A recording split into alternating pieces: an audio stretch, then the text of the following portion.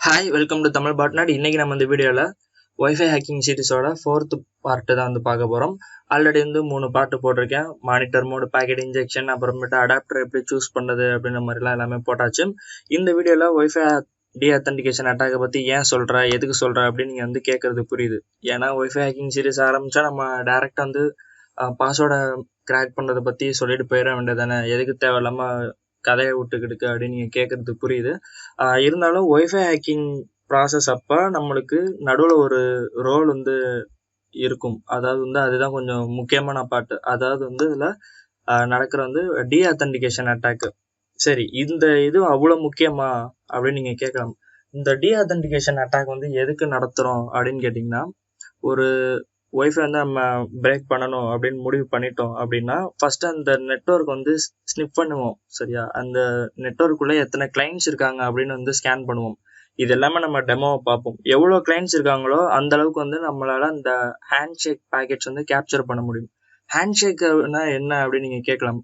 அதாவது ஒரு access point router, நான் இந்த இடத்துல ரவுட்டர் வச்சுக்கிறேன், நீங்கள் ஒரு மொபைல் ஹாட்ஸ்பாட்டாக கூட இருக்கலாம், அது your wish.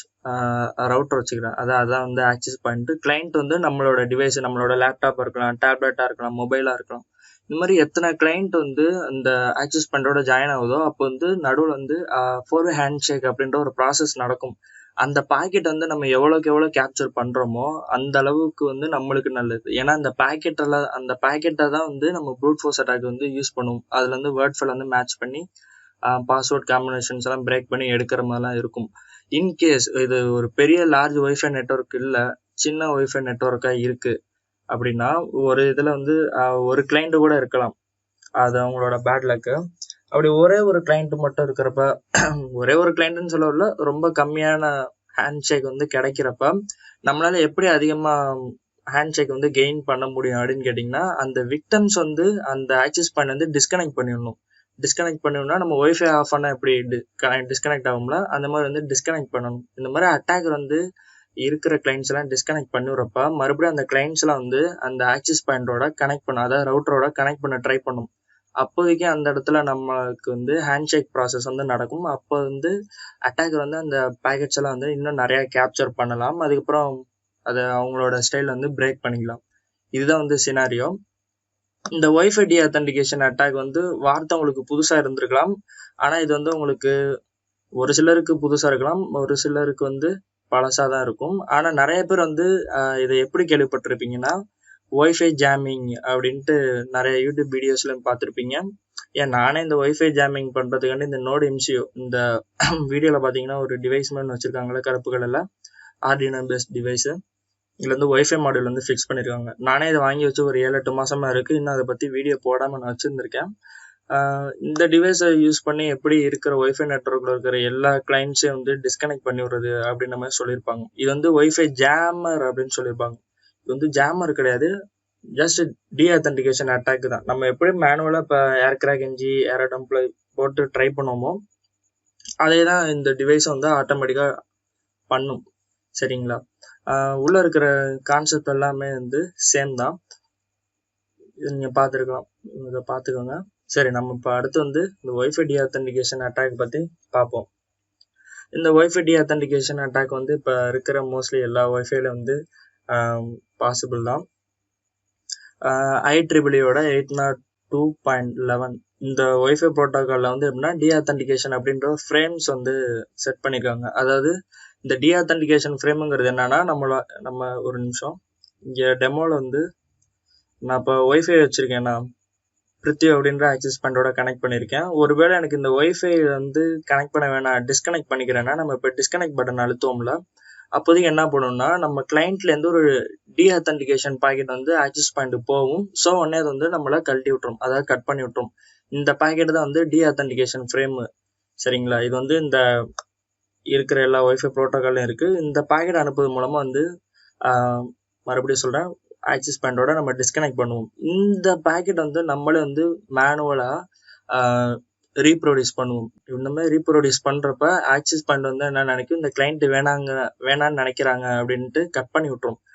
As a attacker எப்படி பண்ணுவாரு அப்படிங்கிறத நம்ம அடுத்ததை ப்ராக்டிக்கலாக பார்ப்போம். நம்ம வந்து இப்போ மேனுவலாக டிஸ்கனெக்ட் பண்ணி கனெக்ட் பண்ணுறோம். ஆனால் அட்டாக்கர் என்ன பண்ணுவான்னா, கிளைண்ட்டோட மேக் அட்ரஸ் எடுத்து அவன் மிஷினுக்கு வந்து ஸ்பூஃப் பண்ணிட்டு அதுலேருந்து டீஅத்தன்டிகேஷன் பாக்கெட் அனுப்புறது மூலமாக நம்மளுக்கு வந்து இந்த டிஸ்கனெக்ஷன் வந்து நடக்கும். அதாவது டீஅத்தன்டிகேஷன் வந்து நடக்கும். அடுத்து வந்து ஈவில் ட்வின் ஆக்சஸ் பாயிண்ட் இதெல்லாம் வந்து அடுத்தது அட்வான்ஸாக இருக்கும். அதெல்லாம் வந்து நம்ம அடுத்தடுத்து பார்ப்போம். இதுதான் வந்து இருக்கிற சினாரியோ. இதில் வந்து ஒரு இமேஜ் கூட கொடுத்துருக்காங்க. இந்த இமேஜ் வந்து நல்லா தெரியாது அப்படின்றனால நான் ஒரு இமேஜ் வந்து எடுத்து வச்சிருக்கேன். கிளைண்ட்டு இந்த இமேஜை பார்த்துக்கோங்க. இது வந்து கிளைண்ட்டு, நடுவில் வந்து அட்டாக்கர் இருக்காரு, அடுத்தது வந்து ஆக்சஸ் பாயிண்ட் அதாவது ரவுட்டர். கிளைண்ட்டுங்கிறது வந்து நம்ம தான். பொதுவாக எப்படி நடக்கும் ஆத்தன்டிகேஷன் அப்படின்னா, கிளைண்ட் வந்து இப்படி கனெக்ட் கொடுப்பாரு, ஒய்ஃபைல தேடிட்டு போய் கனெக்ட் கொடுப்பாரு. கனெக்ட் கொடுத்தோன்னே வந்து என்ன பண்ணணும்னா ஆத்தன்டிகேஷன் பாக்கெட் போய் ஆக்சஸ் பாயிண்ட் போகும். பாஸ்வேர்டு எல்லாமே கரெக்டாக இருக்குன்னா திருப்பி ரெஸ்பான்ஸ் வரும், கரெக்டு நீ உள்ள வந்து நெட்டை ஆக்சஸ் பண்ணலாம் அப்படின்னு சொல்லும். இது வந்து 4-way ஹேண்ட்ஷேக் ப்ராசஸில் இருக்கும். இந்த 4-way ஹேண்ட்ஷேக் வந்து எப்படி ஒர்க் ஆகுது அப்படிங்கிறத அடுத்த வீடியோவில் வந்து நம்ம டீட்டெயிலாக பார்ப்போம். இப்போ இந்த ப்ராசஸ்லாம் வந்து இந்த 4-way ஹேண்ட்ஷேக் முடிஞ்சதுக்கப்புறம் கிளைண்ட்டும் ஆக்சஸ் பாயிண்ட்டும் வந்து கனெக்ட் ஆயிடுவாங்க. நடுவில் வந்து அவங்களுக்கு இன்டர்நெட் கனெக்ஷன் வந்து வந்துட்டு இருக்கும். இப்போ அட்டாக்கர் வந்து இந்த நெட்வொர்க்குள்ள நுழையிறாரு, மானிட்டர் மோட் வந்து எனேபிள் பண்ணியிருக்காங்க. சரி, அப்போதான் வந்து நெட்வொர்க்கில் இருக்கிற எல்லா பேக்கெட்ஸ் வந்து கேப்சர் பண்ண முடியும் அப்படின்ட்டு. அது ஏன் எதுக்கு அப்படிங்கிறத ஆல்ரெடி வீடியோவில் சொல்லியிருக்கேன். ஒருவேளை நீங்கள் நியூ வியூவராக இருந்தீங்க அப்படின்னா இந்த வீடியோ வந்து பார்த்துக்கோங்க. கிளைண்ட்டுக்கும் ஆக்சஸ் பாயிண்ட்டுக்கும் நடுவில் வந்து அட்டாக்கர் வந்ததுக்கப்புறம் என்ன பண்ணுறான்னா, இருக்கிற நெட்வொர்க் வந்து ஸ்னிப் பண்ணுறான். அதாவது ஸ்டேஷன் SSID வந்து ஸ்கேன் பண்ணாத ஆக்சஸ் பாயிண்ட், அந்த ஆக்சஸ் பாயிண்ட் வந்து எத்தனை கிளைண்ட் இருக்காங்க ஸ்டேஷன்ஸ் அதை கேப்சர் பண்ணுறாரு. பண்ணிவிட்டு அந்த கேப்சர் பண்ணுறப்ப என்ன ஆயிருன்னா, அந்த மிஷினோட மேக் அட்ரஸ் எல்லாமே வந்துடும்.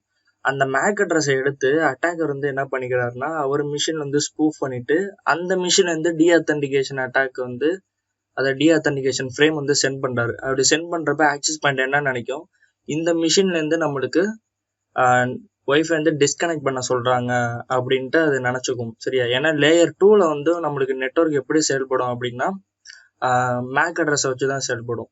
ஐபி அட்ரஸ் வந்து இந்த இடத்துல கிடையாது. அது வந்து லேயர் 3 தான். OSI லேயர் வந்து படிச்சிருப்பீங்க.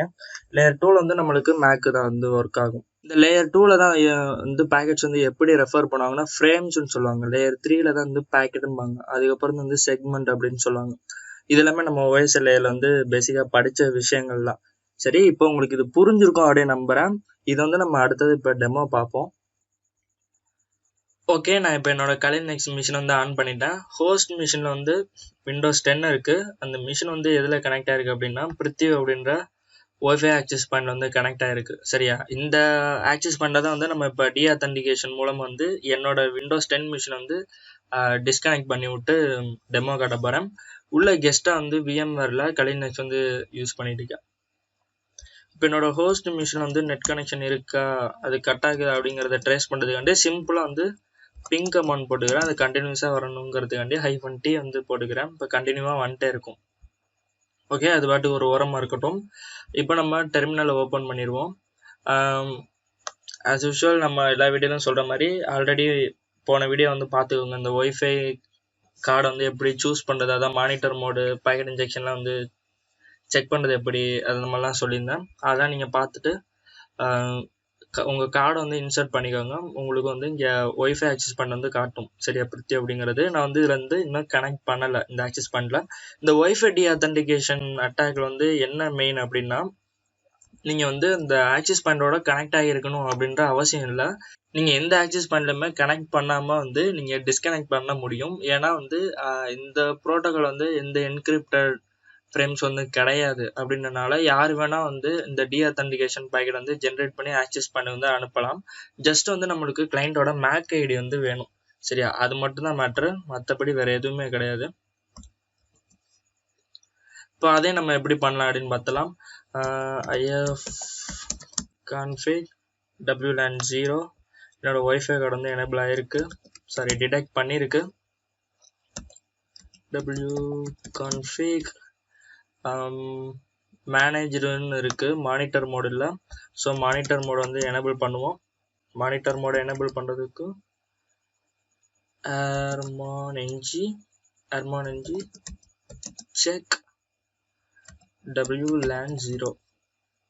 இப்போ பார்த்தீங்கன்னா வந்து எனக்கு என்ன இருக்குன்னா ட்ரபிள்ல இருக்கு அப்படின்னு சொல்லியிருக்கு. ஏன்னா எனக்கு இன்னொரு ப்ராசஸ் வந்து ரன் ஆகிடுக்கு, அதனால தான் வந்து இந்த ட்ரபிள் அப்படின்னு சொல்லியிருக்கு. அந்த இன்னொரு ப்ராசஸ் வந்து என்னது அப்படின்னு கேட்டிங்கன்னா, இந்த நெட்வொர்க் மேனேஜர் வந்து கூட சேர்ந்து ரன் ஆகிடுக்கிறதுனால நம்மளால கரெக்டாக வந்து அட்டாக் வந்து செயல்படுத்த முடியாது. பாக்கெட் இன்ஜெக்ஷன் வந்து ஒர்க் ஆகாமல் போயிடும். ஓகேவா? அதனால நம்ம ஃபர்ஸ்ட் இந்த நெட்வொர்க் மேனேஜர் வந்து இந்த ப்ராசஸ் வந்து கில் பண்ணணும்.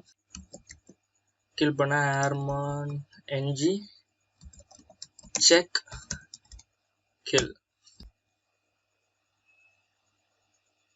கில் பண்ணினோடனே நம்மளுக்கு என்ன வந்துச்சு, டிஹெச் கிளைண்ட் வந்திருக்கு. அதுக்கப்புறம் WPA கில் பண்ணினோடனே நம்மளுக்கு இப்போ நெட்வொர்க் மேனேஜர் வந்து காலி ஆயிடுச்சு. So clear. இப்போ வந்து airman ng-ல இப்போ என்ன பண்ண போகிறோம் அப்படின்னா ஸ்டார்ட் பண்ண போகிறோம். Start WLAN 0. இந்த airman ng-ல வந்து நிறைய கமெண்ட்லாம் கிடையாது, மொத்தமே 3 கமெண்ட் தான் மெயினாக வந்து நம்ம யூஸ் பண்ணுவோம். wi config. இப்போ பார்த்தீங்கன்னா மோட் வந்து மானிட்டர் மோடுக்கு வந்து எனேபிள் ஆகியிருக்கும். ஓகேவா? இந்த airman ng வந்து இப்போ காமிச்சிடறேன். airman ng -help.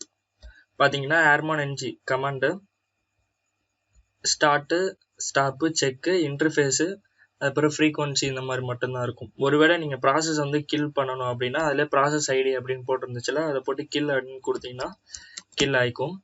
ஓகே, நம்மளுக்கு இப்போ மானிட்டர் மோட் வந்து எனேபிள் ஆகிருச்சு. அடுத்து வந்து பேக்கெட் இன்ஜெக்ஷன் வந்து எப்படி ஒர்க் ஆகுதா இல்லையா அப்படின்னு செக் பண்ணுறதுக்கு வந்து உங்களுக்கு ஆல்ரெடி சொல்லியிருக்கேன். WLAN 0 ஏர் ரிப்ளே. இந்த மாதிரி பிரச்சனை வருது அப்படின்னா மறுபடியும் வந்து உங்கள் கார்டில் வந்து இந்த மானிட்டர் மோட் வந்து கான்ஃப்ளிக்ட் ஆகிட்டே இருக்கு அப்படின்னு அர்த்தம். இப்போ நம்ம என்ன பண்ணிடலாம் அப்படின்னா ஸ்ட்ரைட்டாக வந்து அந்த நெட்வொர்க் மேனேஜர் வந்து ஸ்டாப் பண்ணி விட்டுடலாம். வந்து அடிக்கடி இந்த மாதிரி பிரச்சனை வருது அப்படின்னா அது சில சமயம் இந்த மாதிரி தான் வந்து மக்கர் பண்ணும். அது இந்த ஒருவேளை இன்னும் இது நியூ அடாப்டரா அப்படிங்கிறனால என்னன்னு தெரியல. திருப்பி அதை ஒரு தடவை அடாப்டர் வந்து ரிமூவ் பண்ணிட்டு மறுபடியும் கனெக்ட் பண்ணிட்டோம்னா சரியாயிடும். ஏன்னா இன்னும் இந்த கலின் நெக்ஸுக்கு வந்து இந்த நியூ நான் வாங்கியிருக்க அடாப்டர் வந்து ஸ்டேபிள் வெர்ஷன் வரல, அதனால தான் வந்து இந்த பிரச்சனை இருக்கு. இப்போ பார்த்தோம்னா வந்து ஒரு தடவை ரிமூவ் பண்ணிட்டு போட்டோம்னா நம்மளுக்கு கிளியராக வந்து ஒர்க் ஆரம்பிச்சிடும். பேக்கெட் இன்ஜெக்ஷன் வந்து ஒர்க் ஆகுது. இப்போ வந்து அடுத்து என்ன பண்ண போகிறோம் அப்படின்னா, இது வரைக்கும் இப்போ இருக்கிற பிரச்சனையெல்லாம் இது ஏன் எடிட் பண்ணாமல் காமிச்சிருக்கேன் அப்படின்னா உங்களுக்கு இந்த மாதிரி பிரச்சனை வந்துச்சுன்னா நீங்கள் சால்வ் பண்ணிக்குவீங்க அப்படின்ற ஒரு நம்பிக்கையில் தான். இப்போ அடுத்து என்ன பண்ண போகிறோம்னா ஏர் ரிப்ளே கமாண்ட் யூஸ் பண்ணுறதுக்கு முன்னாடி ஏரோ டம்ப் வந்து யூஸ் பண்ணணும். ஏர் ரிப்ளே ng வந்து உங்களுக்கு பாக்கெட் இன்ஜெக்ஷனுக்காக யூஸ் பண்ணுறோம். அதாவது இந்த சினாரியோவில் நம்ம டீஆத்தன்டிகேஷன் பாக்கெட்ஸ் வந்து எப்படின்னா ஆக்சஸ் பாயிண்ட்டுக்கு அனுப்புவோம்ல, அது வந்து ஏர் ரிப்ளே ng தான் வந்து உறுதுணையாக இருக்கும். இப்போ அடுத்தது வந்து நம்ம டீஆத்தன்டிகேஷன் அட்டாக்லாம் பண்ணுறதுக்கு முன்னாடி ஃபர்ஸ்ட் ஆஃப் ஆல் ஒரு வேலை பண்ண வேண்டியது இருக்குது. அதாவது நெட்வொர்க் வந்து ஸ்கேன் பண்ணணும். அதாவது ஆக்சஸ் பாயிண்ட்டை ஸ்கேன் பண்ணி அதில் இருக்கிற கிளைண்ட்ஸ் எல்லாம் வந்து நம்ம யார் யார் இருக்காங்க அப்படிங்கிறத டிடெக்ட் பண்ணணும். அதுக்கான வேலை தான் வந்து இப்போ நம்ம பார்க்க போகிறோம். ஏரோ டம்ப் WLAN 0, அதாவது நம்ம கார்டை வந்து ஸ்பெசிஃபை பண்ணி விட்டுறணும். இப்போ நம்மளுக்கு இது ஸ்கேன் ஆக ஆரம்பிச்சிருச்சு. இப்போ பார்த்தீங்கன்னா வந்து SSID வந்து பிரித்திவ், BSS அதாவது அதோட மேக் அட்ரஸ் வந்து அந்த ஆக்சஸ் பாயிண்டோட மேக் அட்ரஸ் வந்து இந்த மேக் அட்ரஸ் தான். கீழே வந்து BSS ID ஸ்டேஷன் இதெல்லாமே வந்து உங்களுக்கு அடுத்து வந்து ஸ்கேன் ஆகி வரும். சிக்னல் எந்த அளவு ஸ்ட்ரென்த் இருக்கோ அந்த அளவு தான். ரூம்குள்ளே இருக்கிறனால நம்மளுக்கு வந்து ஆக்சஸ் பாயிண்ட் ரீச் ஆகிறதுக்கு கொஞ்சம் லேட் ஆகுது. இதில் பார்த்தீங்கன்னா உங்களுக்கு சேனல், ஆத்தன்டிகேஷன் மெத்தடு, இந்த சிப்பர், அதாவது இதில் இருக்கிற அல்காரிதம் எல்லாமே வந்து உங்களுக்கு கொடுத்துருப்பாங்க. இல்லை ஹேண்ட் ஷேக் வந்து இங்கே பார்த்தீங்கன்னா உங்களுக்கு இருக்கும். ஓகே, நம்மளுக்கு ஸ்டேஷன் வந்துருச்சு. இந்த ஸ்டேஷன் வந்து எது அப்படின்னு கேட்டிங்கன்னா என்னோட விண்டோஸ் 10 இந்த ஹோஸ்ட் மிஷின் இருக்குல்ல, அந்த மிஷினோட மேக் அட்ரஸு. இது வந்து ரவுட்டரோடது. ஓகேவா? எனக்கு இதோட போதும். நான் Ctrl+C கொடுத்து ஸ்டாப் பண்ணிக்கிறேன். இப்போ நம்ம இன்னொரு டெர்மினல் ஒன்று ஓப்பன் பண்ணிக்குவோம். இப்போ நம்ம என்ன பண்ண போகிறோம்னா பேக்கெட் வந்து இன்ஜெக்ட் பண்ண போகிறோம். ஸோ ஏர் ரிப்ளே ng வந்து நம்மளுக்கு இந்த இடத்துல உறுதுணையாக இருக்கும். அதுவும் எப்படி யூஸ் பண்ணுறது அப்படிங்கிறத அது ஹெல்ப் கமெண்டில் போட்டோம்னா நம்மளுக்கு தெரிஞ்சிடும். ஏர் ரிப்ளே ng இந்த இக்னோர் நேட்டிவ் ஒன் இதெல்லாம் வந்து எதுக்குன்னா உங்களுக்கு சேனல் ஏதாவது பிரச்சனை வருது அப்படின்னா இந்த எரர் மெசேஜ் வரப்போ வந்து யூஸ் பண்ணிக்கலாம். இதே மாதிரி ஆரோ டம்ப்லேயே வந்து இக்னோர் அப்படின்ற ஒரு கமாண்ட் இருக்கும். சேனல் ரிலேட்டடாக இஷ்யூ வரப்போ அதுலேயே அவங்க உங்களுக்கு எக்ஸ்பிளைன் பண்ணியிருப்பாங்க. அந்த கமாண்டை யூஸ் பண்ணிக்கலாம். இது வந்து டிஆர் பாக்கெட்ஸை தான் வந்து நம்ம இப்போ சென்ட் பண்ண போகிறோம்.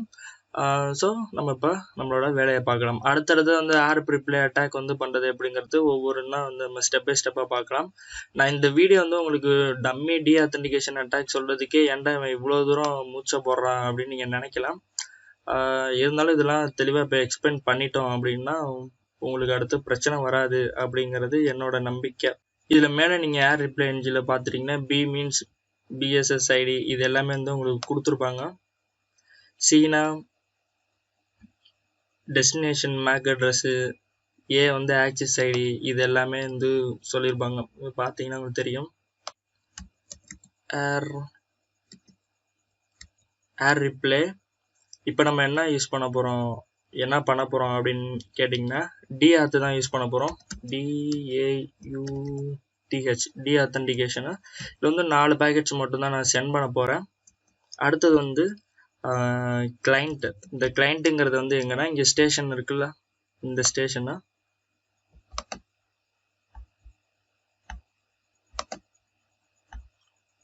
அடுத்தது -A இது வந்து என்னன்னா ஆக்சஸ் பாயிண்ட்டு, அதாவது ரவுட்டரோடது. இப்போ நம்ம இங்கே டெமோவில் பார்க்குறது எல்லா மேக் அட்ரஸும் வந்து நம்ம ஸ்பூஃப் பண்ணி தான் வச்சுருக்கோம். நீங்கள் வேணும்னா உங்கள் டிவைஸில் கூட நீங்கள் மேக் அட்ரஸ்லாம் வந்து ஸ்பூஃப் பண்ண பண்ணிக்கலாம். அடுத்து வந்து WLAN 0 அப்படின்னு கொடுக்குறோம். இப்போ நம்ம என்ட்ரு கொடுத்துருவோம். கொடுத்தோன்னா நம்மளுக்கு என்ன ஆச்சுன்னா பேக்கெட் வந்து சென்ட் ஆகிருச்சு. அதாவது 4 பேக்கெட் வந்து கொடுத்துருந்தோம் டீஆத்தென்டிகேஷனு, அதனால் 4 பேக்கெட் மட்டும் தான் சென்ட் ஆச்சு. இன்கேஸ் உங்களுக்கு ஏதாவது எரர் வந்துச்சு அப்படின்னா இங்கே இருக்க சேனல் ஐடி வந்து பார்த்துக்கோங்க. இங்கே வந்து சேனல் 1ன்னு இருக்குது. அதே மாதிரி ஒரிஜினலாக நம்ம ஆக்சிஸ் பாயிண்டோட சேனல் வந்து அதாவது ஆரோ டம்பில் வந்து எந்த சேனல் நம்பரை கண்டுபிடிச்சிச்சோ அதே சேனல் நம்பரை வந்து ஏர் ரிப்ளை என்ஜி வந்து யூஸ் பண்ணணும். அப்படி வேறு ஏதாவது சேனல் நம்பர் வந்துச்சுன்னா இந்த மாதிரி கொலாப்ஸ் இருக்குது அப்படின்னு அர்த்தம். அதில் வந்து நம்மளுக்கு அட்டாக் வந்து நடக்காமல் காலி ஆயிரும். இப்போ வந்து நான் 4 பேக்கெட் அப்படின்னு கொடுத்துருக்கேன். நான் இப்போ வந்து 8ன்னு கொடுக்குறேன். 8ன்னு கொடுத்துட்டு என்டர் கொடுத்துட்டேன்னா எனக்கு இங்கே பிங் கமாண்டை பார்த்தீங்கன்னா எனக்கு வந்து இங்கே டைம் அவுட் ஆகிருக்கும். அதாவது அந்த பேக்கெட் சென்ட் ஆகிறப்போ மட்டும் டைம் அவுட் ஆகிருக்கும் பார்த்தீங்களா. அப்போதைக்கு என்ன ஆயிடுச்சுன்னா ஏன்னா நான் தான் என்னோட மேக் ஐடியை வந்து இங்கே ஸ்பூஃப் பண்ணிட்டேன். மிஷினில் ஸ்பூஃப் பண்ணி நான் இங்கே ரவுட்டருக்கு அனுப்புகிறப்ப என்னோட லேப்டாப்லேருந்து தான் டீஆத்தென்டிகேஷன் பேக்கெட் வருது அப்படின்னு நினச்சிக்கிட்டு ரவுட்டர் வந்து நினச்சிட்டு டிஸ்கனெக்ட் பண்ணி விட்ருவோம். திருப்பி இப்போ பார்த்தோம்னா நம்மளுக்கு 8 பேக்கெட் போனதுக்கப்புறம் திருப்பி வந்து நெட் வந்து நார்மலாக வேலை செய்யும். சரி, இந்த மேக் ஐடி வந்து எப்படி நம்புறது அப்படின்னு நீங்கள் கேட்கலாம். சிஎம்டியில் போயிட்டு கெட் மேக் அப்படின்னு ஒரு கமாண்ட் இருக்குது. இந்த கெட் மேக்கில் போயிட்டு பார்த்தீங்கன்னா என் மிஷினோட மேக் ஐடி வந்து இங்கே இருக்கும். அதாவது கிளைண்ட்ல வந்து 44 அப்படின்னு ஸ்டார்ட் ஆகுதா, அதே மேக் ஐடி வந்து இங்கே இருக்கும் பாருங்க.